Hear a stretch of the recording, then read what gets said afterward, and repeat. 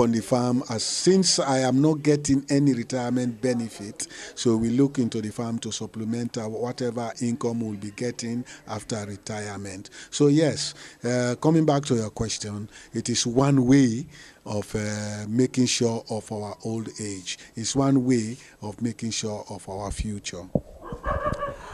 How does transportation to Lunge affect your business? Very much, very much. That is the one big hiccup. Now, transportation to Lunge is by the ferry. The ferry takes 1 hour, 1 hour, 30 minutes, most times crowded and costly. And I am not residing in the farm at the moment. I'm planning to do that in the near future, but I'm not residing in the farm at the moment because I am still needed around the house to do some more jobs. So I need to go 2-3 times a week. It's costing me a lot of money, and I don't have transportation. We've not been able to afford any type of transportation yet because the farm is not producing enough to get us transportation. So when we shall have got transportation, we should be able to continue. Will the bridge to Lunge have helped? Very much so. I was praying for this bridge project to materialize, but it now seems farther than ever because nobody seems to be talking about it now since the inception of this new government. So sometimes I think whether I have done the right thing to establish a farm at Lunge, considering the difficulty in transportation. But again, that is the only way I could have done it, closer to Freetown. Now with this bridge project off, I don't know what the future holds. There is some talk of course, this new government is talking about repairing the road from Lunge via Potloko, a distance of well over 100 miles. And that will take a long time. That will take a long traveling time. So indeed, yes, the bridge would have helped a great deal. I don't know what we're going to do now. Are there any other challenges you faced other than transportation? Oh, yes, very much.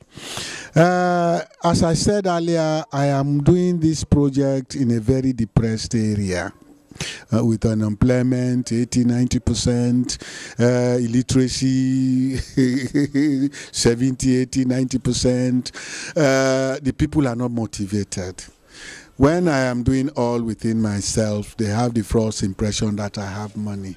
But I told them I decided to go into agriculture not only for myself, because I was convinced it will be a source of help to them.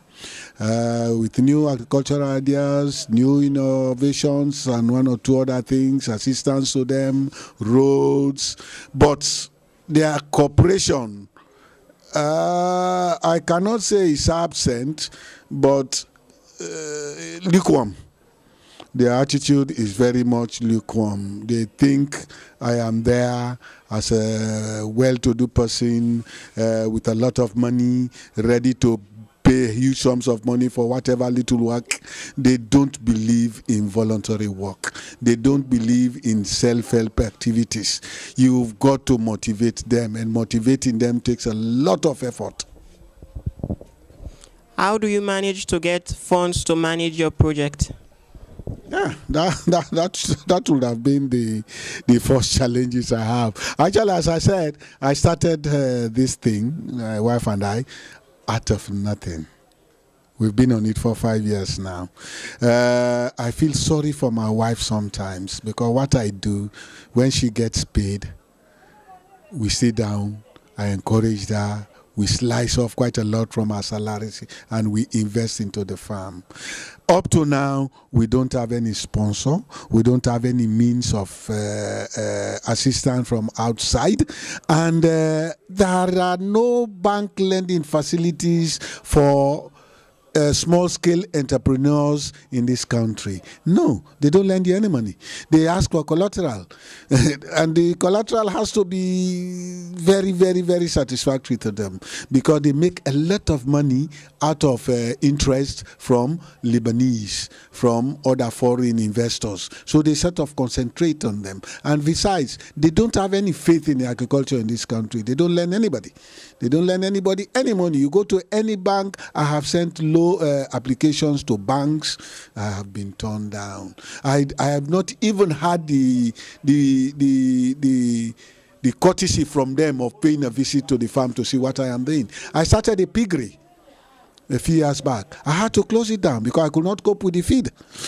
Right now, even the poultry I am making, as you can see just underneath me here, I am just mixing chicken feed for the chicken. I have to do it myself with one or two little boys I am working with because I cannot afford to pay anybody.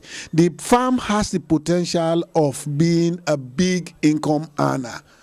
It has the potential of growing. It is a 20-acre farm bordering the sea.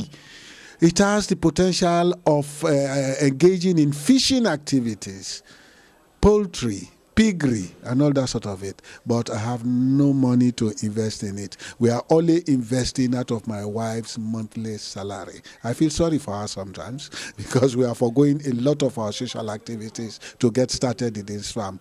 I have not started anything with anybody's money. It is our own money.